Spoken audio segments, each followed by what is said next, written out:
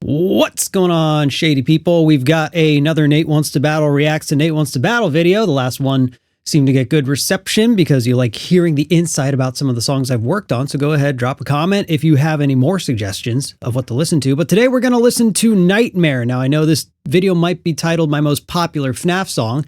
People might think it's the finale based on viewership, but I'm actually going by total streams and listening. And this one, I believe, takes the cake. So let's go ahead. Let's dive into Nightmare, see how this holds up. Because again, I think the last time I listened to it, I can't remember if this was on the last set list for tour. I don't remember if we played it. We played it on the previous tour. So there's a very good chance that I haven't even like really thought about or listened to the song since like 2018-ish. But let's jump in, see what we got.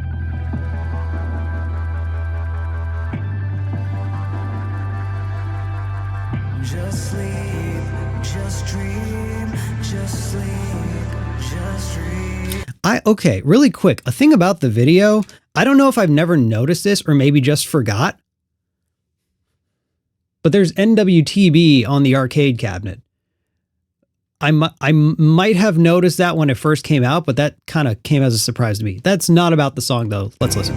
Just dream, just sleep, just dream.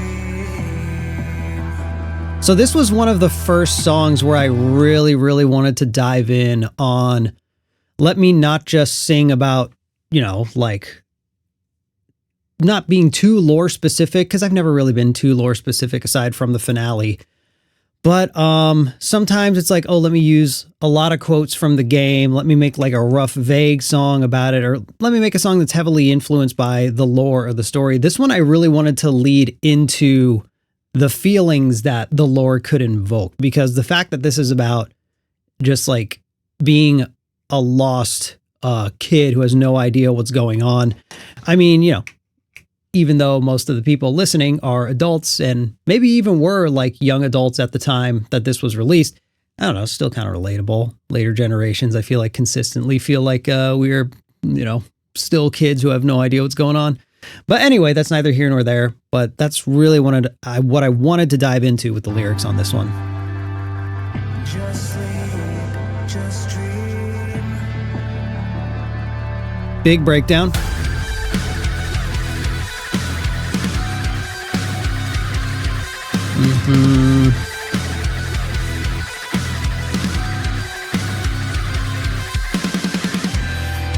So that intro, oh, the guitar's not with me. It's not nearby. Yeah, that's a D. So a really interesting thing that for the longest time, I did all of my songs at lowest in drop D. Because of the composition, because of the song style, they actually sound a lot heavier than they are. I think that's also on the production end, which is, you know, magic as always done by Sean Christmas. But there was a certain point where we had a conversation about that like years ago. And I can't remember how it came up, but Sean was like surprised. I was like, these are in drop D. I thought they were lower. I thought they're like so heavy. Like they punch really hard. They're very metal. They're very metalcore. I was like, nah, for the longest time, I just went drop D. I didn't want to learn how to play a 7 or an 8 string. I didn't want to mess with intonation. My stuff was set up to drop D. So I'm like, let me see what I can do with drop D. So for those who don't have any idea what I'm talking about, it's just tuning of a guitar. Drop D is considered like the first step of tuning lower and going a little heavier, but it's still pretty like high up there compared to like drop B, drop A. Like it keeps going lower and lower, and it's associated, especially with single string breakdowns, that the lower the note is, the heavier it is. But we actually managed to make what I think is a pretty heavy sound without actually going super low note wise. Just a fun fact. In the back of my mind, I've been trying to chase a monster this whole time. My singing style is still so different. The monster was me, and no one heard our cries. Now I've run out of tears. It's cool runs there. Time has come for me to disappear. Get me out of this mess. Okay, so first I want to talk about the vocal performance here. Back in the day, I talked about this with the Mangled review and a couple of other videos where we, you know, have listened to older stuff, and I'll probably end up saying the same thing a lot. But way back when, because this is one of my earliest songs, I sang with a much more like openness. Like I tend to put a little more strain for specifically for character, and it's a little bit improper, but you know, I'm learning to sing with the character that I want to sing with, especially for tracking when I can kind of flub how proper I sing in order to get a take that sounds specifically the way I want. Because this is very, and I don't do that nearly as much. It would be, if I were to sing it today with my usual vocal style, it would be a little more like, it's a little higher up in the register, a little more in the mask, and also the passage is a little bit more thin, which is technically not really great for me. It's not as sustainable as this open, relaxed projection, but that's just kind of the style that I've developed with how I sing. I'm not really sure why. It wasn't a super conscious choice, but that's just a change that's happened over the years. So like, especially when I perform this live, I feel I have a lot less control when I'm a little like too loose like this. A vocal coach I used to work with did tell me one of my biggest flaws was that I work too hard and I don't work smarter. And I have this tendency to strain in order to keep control of the voice, which actually ends up doing the opposite. But like when I do this live, instead of being like, na na na na, it would be more like da da da na na na na na. But I think this performance actually fits the verse really, really well. But let's go into the chorus and see what we think. I couldn't see the monster was me, and no one heard our cries. Now I've run out of tears. I love the chord progression. I think that's the 7 on top of the 1.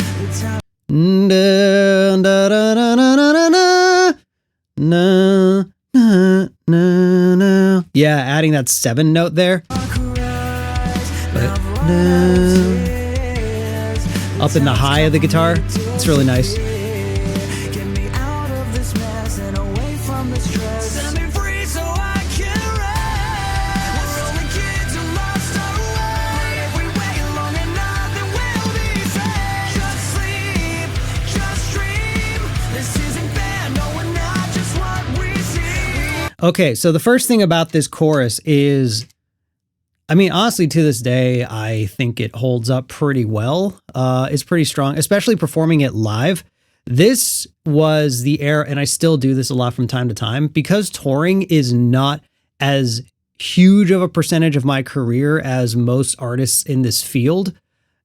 I don't really have how will this perform live at the forefront. There's some songs that I've written where it's like, hey, I want to really focus on making this like fun and a little easier to perform live because I have full intention to make this happen live. I did not do this with this song during this time, this songwriting period of my life.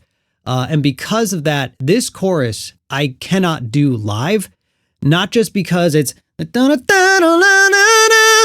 because it's so high up there and it's projecting so hard. The lines overlap just a bit to where I either have to take a huge breath and I get really, really lightheaded, or the usual thing we do with this live is I will have whoever's doing backup vocals for the performance do every other line.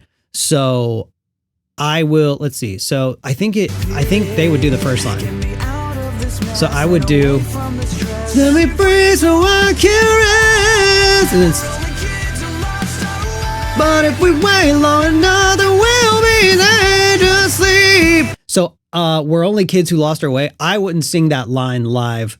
Typically, I would have somebody else in my band do that to kind of give me a quick break so that I can deliver on the following line, which is a harder line to sing because it goes up higher, because it goes up to this note, well long enough that we'll be safe. So it goes, it goes all the way up there, right into just sleep, just dream. It's a long line on its own, but doing the whole chorus, I just could not do it. I am not that good.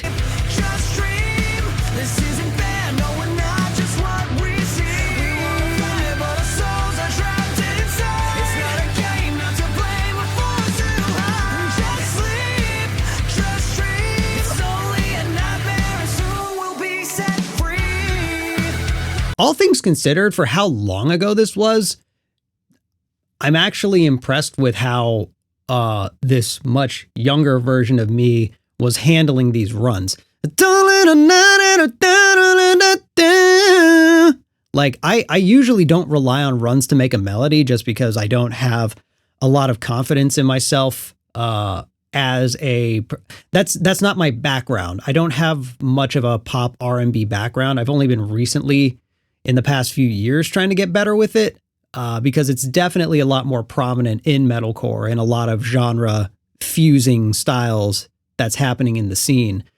But this was like when it kind of started for me, and I really wanted to like try and incorporate that. But even to this day, I usually don't have a lot of runs, let alone have a run carry the hook. So it's interesting to see that I made that decision such a long time ago when it's a decision that even now I'm still just like, that's not something I would normally do.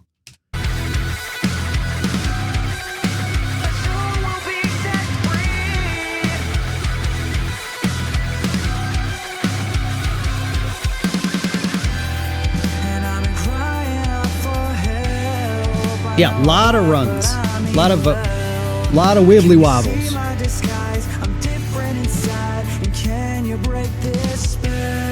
I wish I had added a harmony there. I think that would have been nice.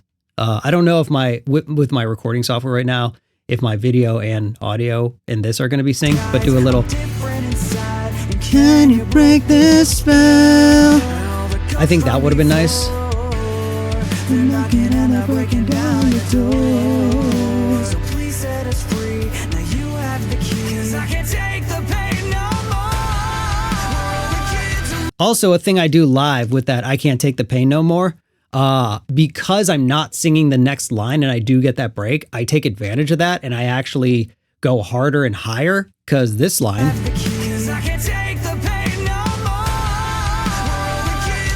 That line I do.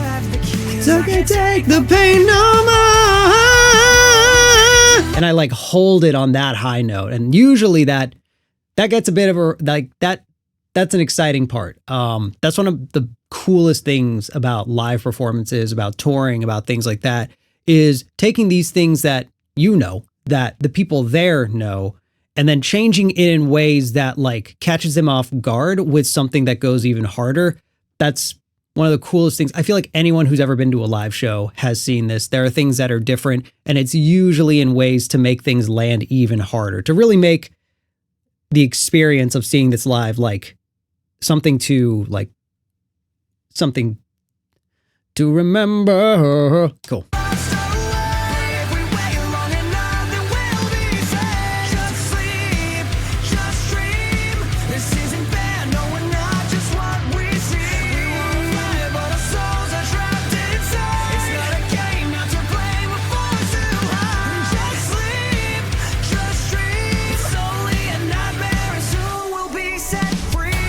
There is one part in this song that I hear every time I listen to it, and I'm not sure if it was a vocal squeak or an artifact or something that was like missed, or it's like it lands, but after Just Dream, there's a little like there's some kind of high pitched noise, and I think it was like a little vocal squeak to try and push the emotion a little hard, because like just sleep, just dream, a little like that little thing at the end there.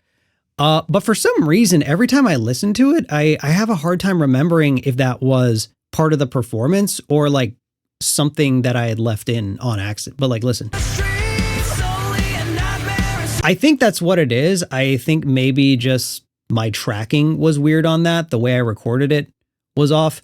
But yeah, it's just a little thing I hear every time. It's like, oh, I wonder what that is.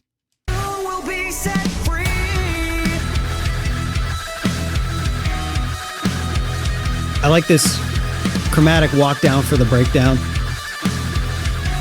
The walking half step instead of which is the usual chord progression, doing the but it goes to the root, which is cool.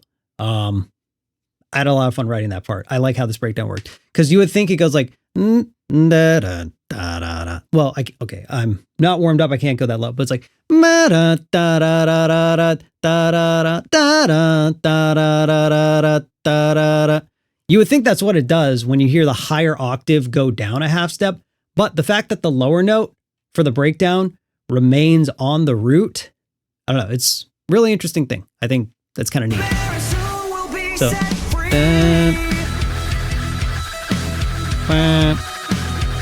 but it stays on the root on the lower note.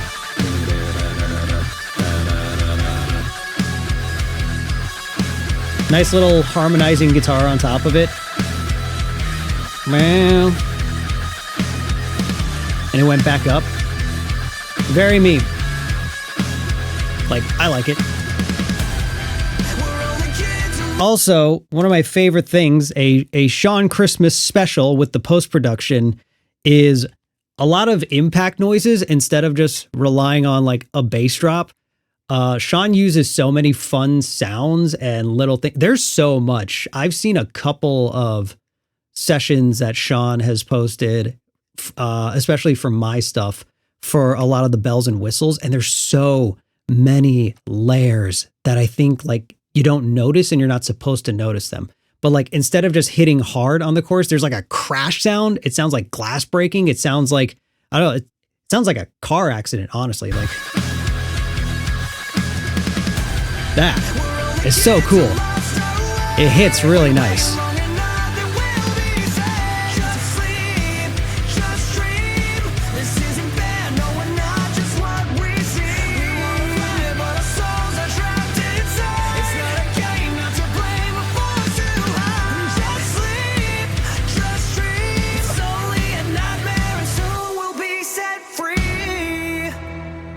I think my reaction to that ending there is I'm surprised I didn't do anything different aside from just copy and paste the chorus. Granted, again, this was very early with my songwriting, so I still was trying to figure out what kind of sounds and what kind of style was going to work for this.